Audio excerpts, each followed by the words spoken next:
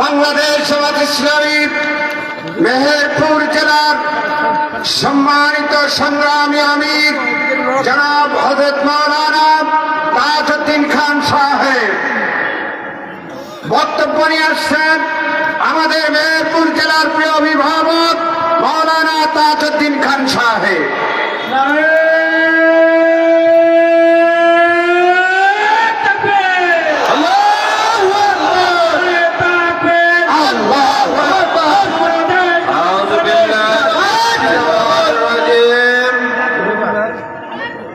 বিসমিল্লাহির রহমানির রহিম।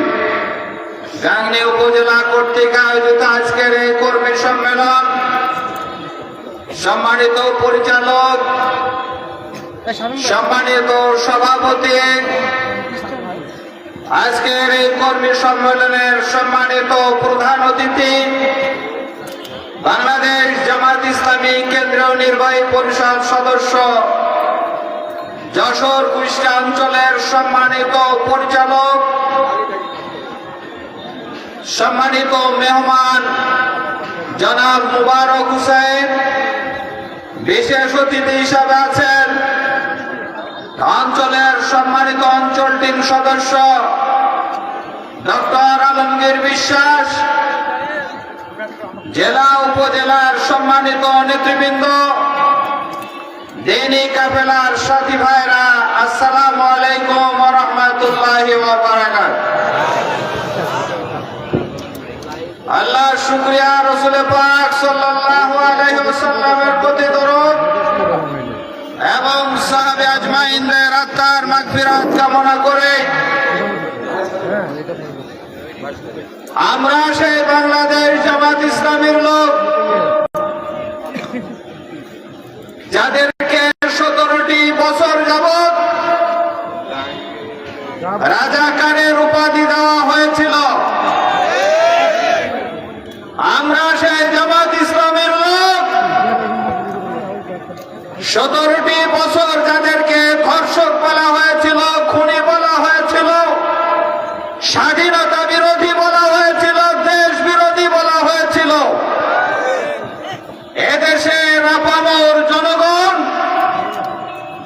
যে কথাটা সরকার প্রচার করেছিল, মিডিয়াকে ব্যবহার করে, টেলিভিশনকে ব্যবহার করে, পেপার পত্রিকাকে ব্যবহার করে, সরকারি টাকা তছরুপ করে এদেশের জনগণ যদি 1% এই কথাটা বিশ্বাস করত, তাহলে এদেশে আমরা থাকতে পারতাম না। কিন্তু যারা এতদিন যাবৎ আমাদের বিরুদ্ধে এত অপপ্রচার চালালো, দিন শেষে যারা বলতো আমার বাবা এদেশে রেজিস্ট্রি সূত্রে মালিক, এছাড়া কেবলমাত্র আমার ভাই বোনদের ভিতরে ভাগ করতে পারে, বাকি যেন আমরা সকলে ঘর জামাইছিলাম, যাদের কথা ছিল ফেরেশতার মতো, দেশের উন্নয়নের কথা বলেছে, রোড বানিয়েছে, ট্যানেল বানিয়েছে, পদ্মা সেতু তৈরি করেছে, কোন জামাল বলছেন? যারা উপর থেকে যাওয়ার পরিবর্তে মাটি দিয়ে চলাটাকে বেশি ভালো মনে করত। আমি তো এখন 5ই আগস্টের পরে দেশের জনগণ তাদেরকে তাড়াতে যায়নি, কিন্তু তাদের পাপ বলে দিয়েছে এখন আর দেশে থাকা সম্ভব নয়। রাতের আধারে সকলে দেশ ছেড়ে পালাতে বাধ্য হয়েছে, ঠিক না? কি ছিল তাদের অপরাধ? ক্ষমতায় আসার পরই দেশপ্রেমিক সেনাবাহিনীকে তারা হত্যা করেছে। ক্ষমতায় আসার পরই দেশপ্রেমিক বিডিআরকে তারা শেষ করে দিয়েছে। ক্ষমতা আসার পরে এদেশ এ জাতির ভবিষ্যৎ ন্যায় এবং ইনসাফ ভিত্তিক একটা রাষ্ট্র, সমাজ এবং কল্যাণ রাষ্ট্র প্রতিষ্ঠার যোগ্য ব্যক্তিদেরকে অন্যায়ভাবে ফাঁসির কাস্টে ঝুলিয়ে হত্যা করেছে।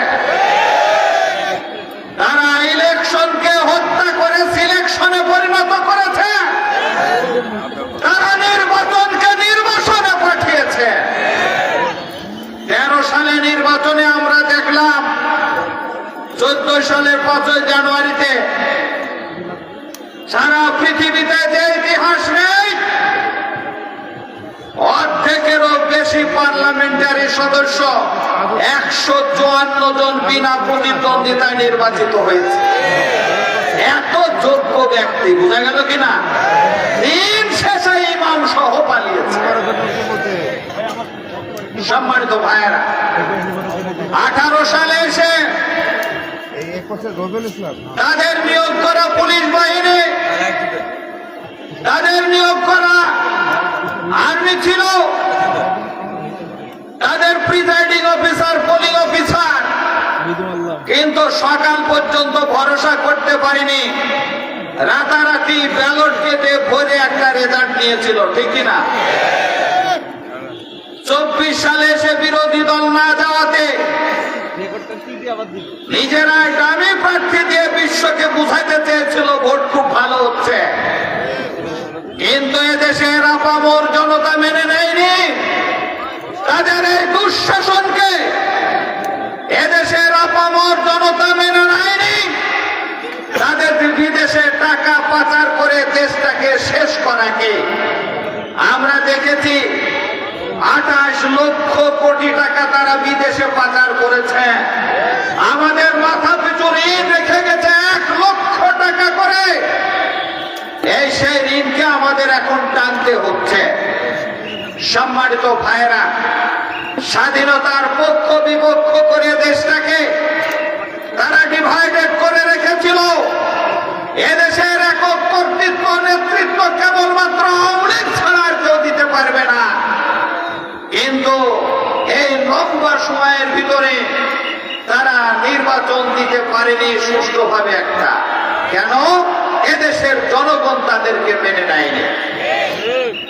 সম্মানিত উপস্থিতি, আজকের এই কর্মী সম্মেলন থেকে আপনাদেরকে উদাত্ত আহ্বান রাখতে চাই, আগামী দিনে যদি ন্যায় এবং ইনসাফ ভিত্তিক একটা সমাজ এবং একটা কল্যাণ রাষ্ট্র প্রতিষ্ঠা করতে চাই, সোনার বাংলা গড়তে চাই, তাহলে বাংলাদেশ জামাত ইসলামী এদেশের নেতৃত্বে আসলে কেবল একটা সোনার বাংলা গড়া সম্ভব হবে, ঠিক কিনা? আমাদের 2 জন মন্ত্রী, বর্তমান আমিরে জামাত, বর্তমান সংগঠন সোনার মানুষ তৈরি করার যে প্রজেক্ট হাতে নিয়েছে, ইসলামী আন্দোলন কেবল আগামী দিনে দেশের এ জাতির মুক্তি দিতে পারে। আমরা তার সাথে একত্রতাবোধ ঘোষণা করে এখন থেকে প্রতিটা সেকেন্ড কাজে লাগিয়ে মানুষকে এই দিকে আহ্বান করে আগামী দিনে একটা কল্যাণ রাষ্ট্র প্রতিষ্ঠা করার প্রত্যাশা রেখে আমি আমার কথা শেষ করছি। আল্লাহ হাফেজ। আসসালামু আলাইকুম ওয়া রাহমাতুল্লাহি ওয়া বারাকাতুহু।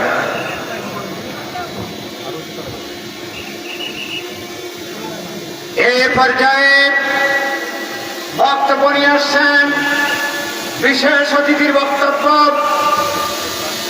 বাংলাদেশ জামাত ইসলামী টিম সদস্য যশোর কুষ্টিয়া অঞ্চলের জনাব ডক্টর আলমগীর বিশ্বাস। আলোচনা নিয়ে আসছেন ডক্টর আলমগীর বিশ্বাস।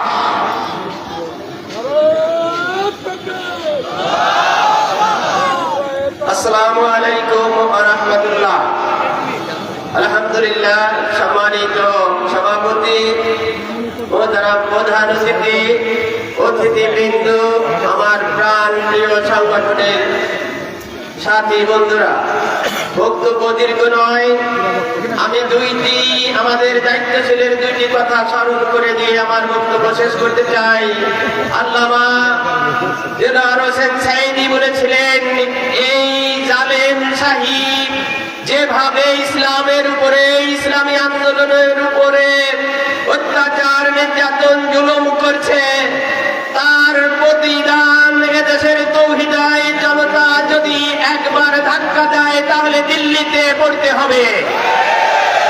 তার মৃত্যুর 1 বছর পরেই সেটা বাস্তবায়িত হয়েছে। সংগ্রামী বন্ধুরা, আমাদের প্রাণ প্রিয় দায়িত্ব দায়িত্বশীল মরহুম আব্বাস আলী খান বলেছিলেন, আমরা ইসলামী আন্দোলন করি, আমরা ইসলাম অনুসরণ করি, আমরা ইসলামকে দেখতে চাই। সংগ্রামী উপস্থিতি, সুযোগ এসেছে ইসলামকে এদেশের রাষ্ট্রীয় ক্ষমতায় প্রতিষ্ঠা করে আমরা সংসদে, ঘরে বাইরে, অফিস আদালতে ইসলামকে দেখতে চাই। যারা রাজি আছেন, সুতরাং এই যদি দেখতে হয় আগামী নির্বাচন পর্যন্ত এই তৌহিদি ছাত্র জনতাকে অতন্ত্র প্রহরীর মতো সর্বশক্তি নিয়োগ করে এই আন্দোলনকে, এই ফসলকে ঘরে নিয়ে আসার জন্য এরা যারা রাজি আছে হাত তুলে দেখা। সকলকে ধন্যবাদ জানিয়ে আমার বক্তব্য শেষ করছি। আসসালামু আলাইকুম। ধন্যবাদ, ধন্যবাদ। সম্মানিত সংগ্রামী তৌহিদি জনতা, এ পর্যায়ে প্রধান অতিথির বক্তব্য নিয়ে আসছেন বাংলাদেশ জামাত ইসলামী কেন্দ্রীয় নির্বাহী পরিষদ সদস্য ও পরিচালক, যশোর কুষ্টিয়া অঞ্চল, বাংলাদেশ জামাত ইসলামী। আমাদের আজকের প্রধান অতিথি জনাব মুবারক হুসাইন, জনাব মুবারক হুসাইন।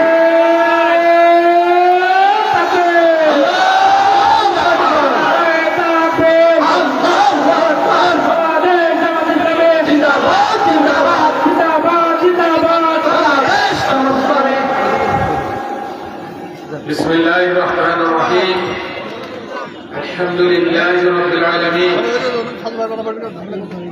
ঐতিহাসিক মেহেরপুর জেলার গাংনী উপজেলা কর্তৃক আয়োজিত বাংলাদেশ জামাত ইসলামের এই কর্মী সম্মেলনের সম্মানিত সভাপতি, গাংনী উপজেলার সম্মানিত আমির জননেতা জনাব রবিউল ইসলাম, মঞ্চে উপবিষ্ট বিশেষ অতিথি, বাংলাদেশ জামাত ইসলামী কেন্দ্রীয় মসজিদ শুরার অন্যতম সদস্য জনাব ডক্টর আলমগীর বিশ্বাস, বিশেষ অতিথি হিসাবে মঞ্চে উপবিষ্ট মেহেরপুর জেলার সংগ্রামী আমির, বাংলাদেশ জামাত ইসলামীর কেন্দ্রীয় মসজিদ শুরার অন্যতম সদস্য জননেতা জনাব মাওলানা তাজউদ্দিন খান, মঞ্চে উপবিষ্ট গাংনী উপজেলার সাবেক চেয়ারম্যান জনাব নাজমুল হুদা, সম্মানিত জেলা